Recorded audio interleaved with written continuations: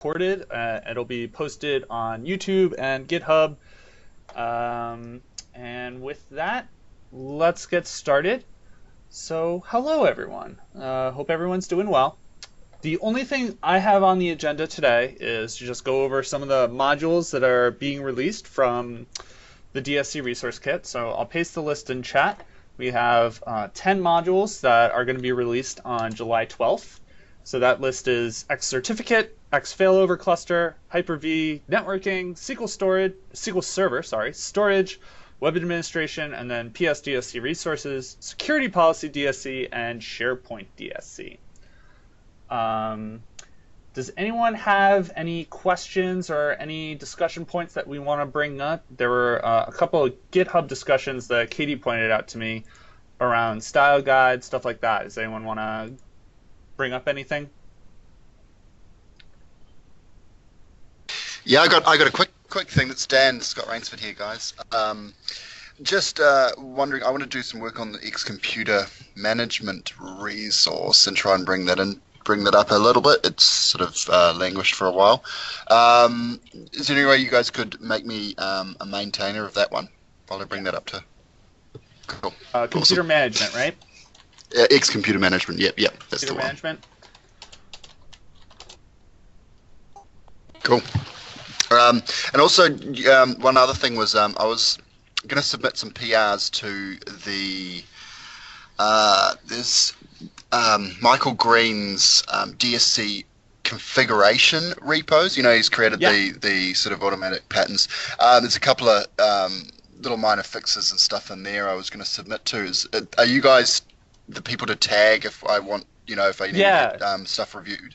Tag me and Michael for that one. So I'm ZJ Alexander on GitHub. Cool. Awesome. That's all I had.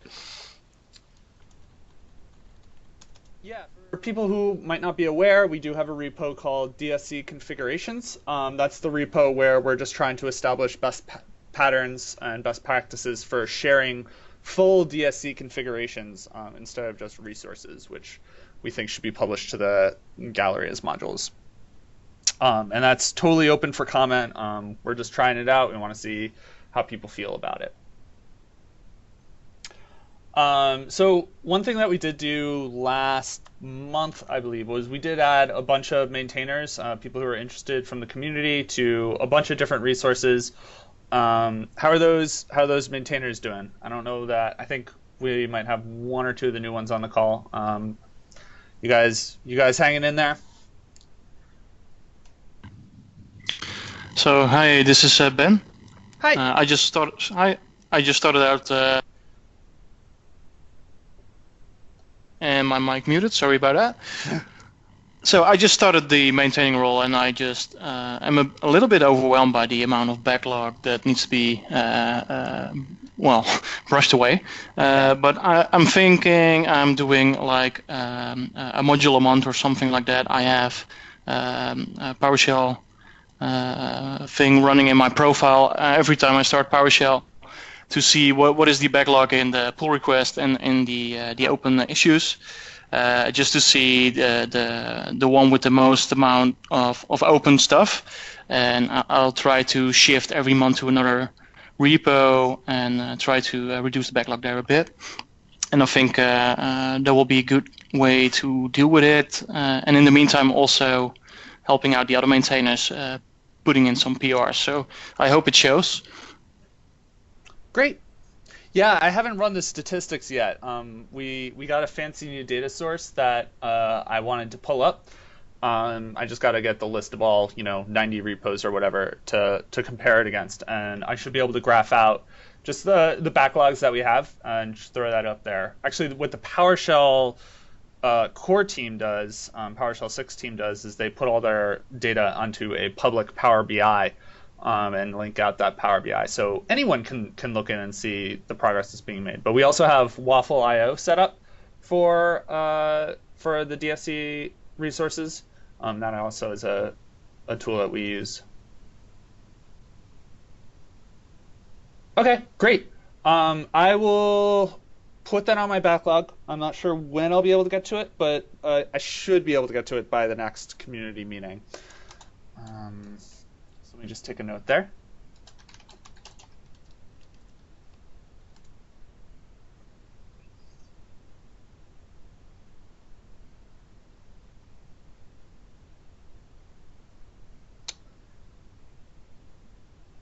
So the question from Ryan is, what's the requirement to be a maintainer? If there's a backlog, I'd like to help. Well, give us your GitHub username and we'll see what we can do.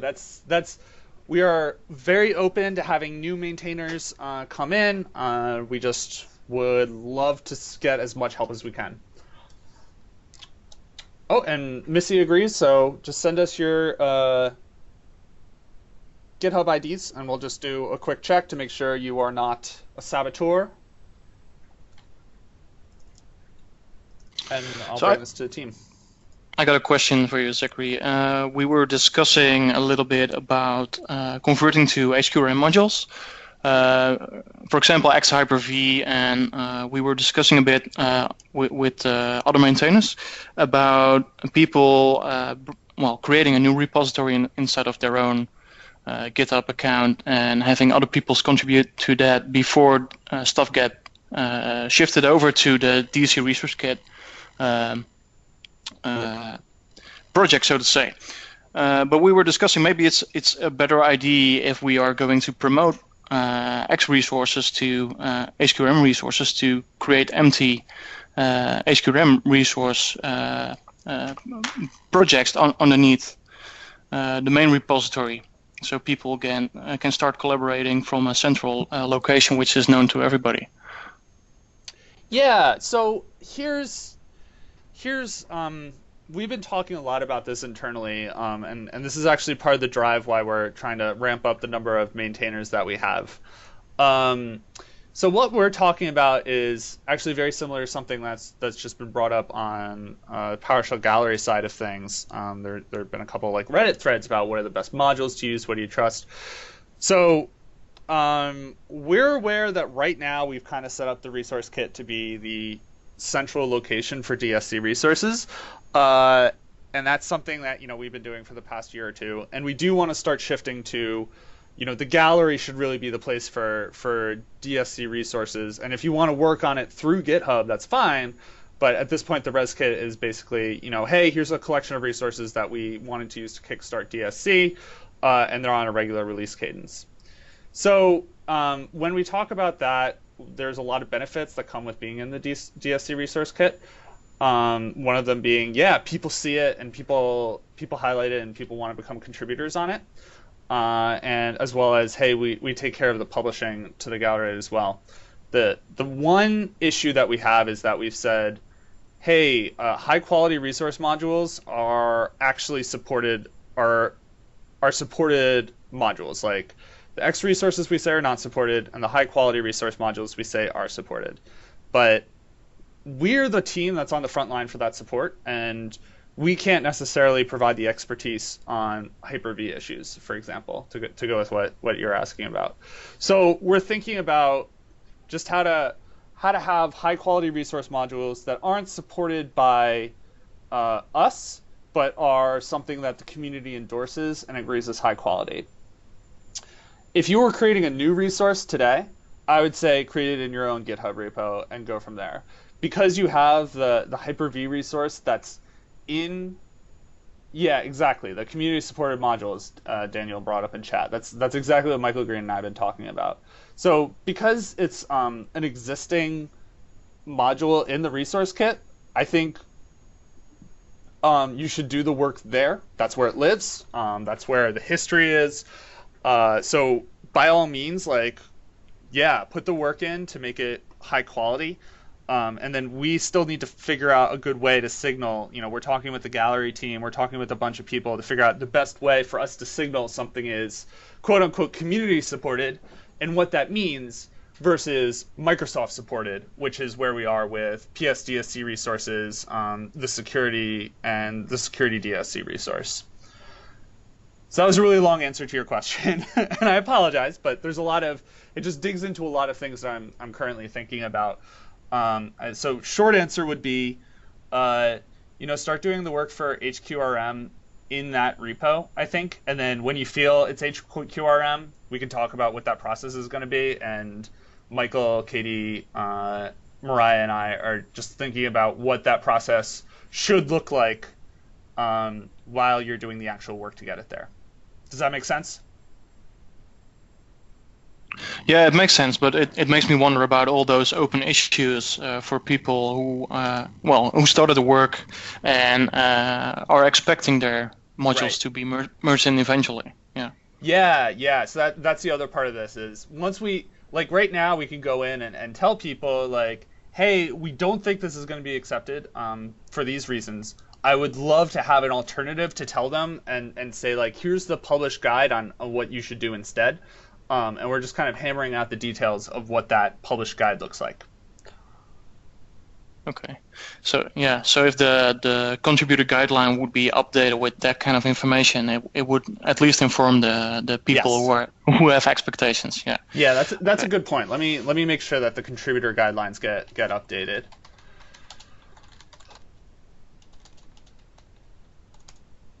Cool. Any other questions specifically about that topic or just in general?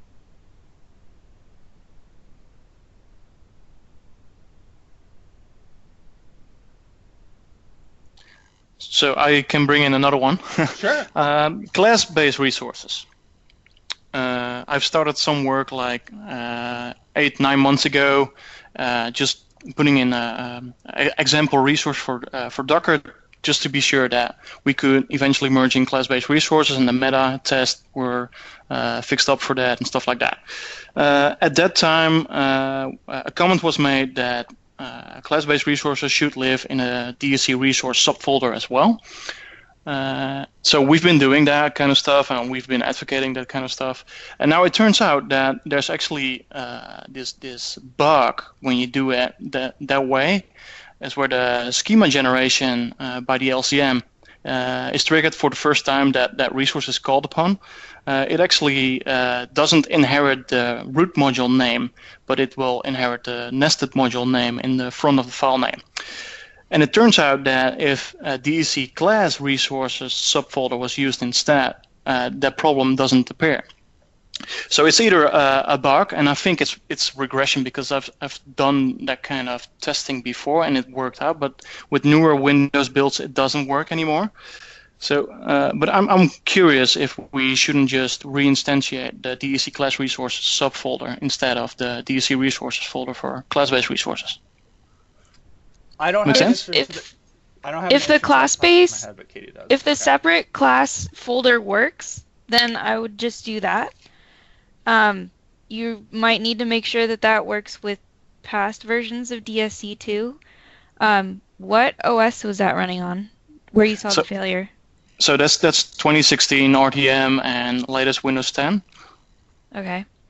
Yeah. So in general, we've been having some discussions on Slack and stuff. I've also sent in a bug report to Mark Gray about it because, in my opinion, it's a regression somewhere because in the WMF5 preview bit somewhere along those lines, when we started experimenting with this, it all worked, but not anymore. So yeah. Okay.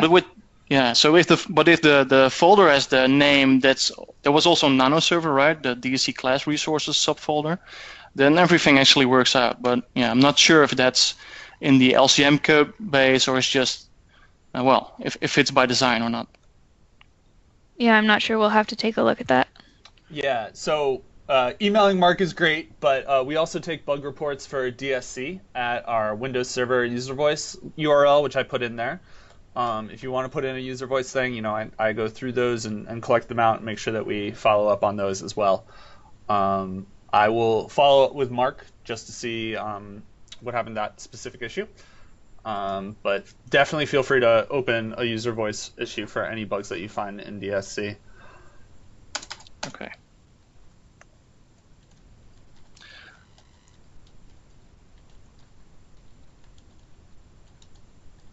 And also for documentation bugs, it sounds like there's some.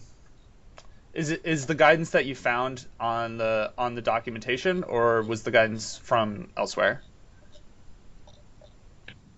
Now we started discussing about this in an issue where I proposed a new resource module. Okay.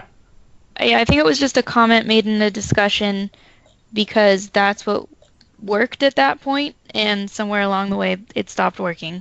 Yeah, definitely, and I don't think there's any real information in the guidelines anywhere about this yet. But people on Slack, on the Slack channel, on the Virtual PowerShell user group Slack channel, they kind of knew where the comments within the issue resided, so they used that as their source info. So, Okay. Yeah. So just in case, there is also a doc issue and the documentation ends up being something. All of our docs, and apologies if this is repeated information, but all of our docs are open source and on GitHub. So if you find an issue with the docs, right from the page, there's a contribute button in the upper right. And you could also just go to github.com/PowerShell/PowerShell docs, and we take issues there as well as pull requests there. So those are also good places, just in case you weren't aware. But you probably were. Yeah, I am. I'm just too busy with the other stuff. I'm sorry. Yeah, it's fine.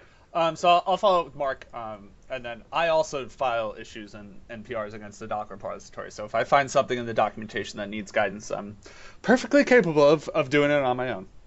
Okay, I'll be sure to forward you the email I sent to Mark. Great. That'll be very helpful. Thank you very much. Yes.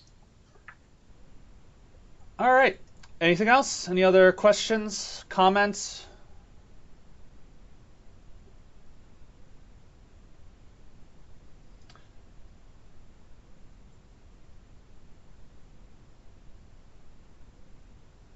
Alrighty. I'm going to go ahead and declare this meeting finished then. Thank you so much for your time today, and I'll see you in whenever this next meeting happens. I can't remember. Thank you, everyone.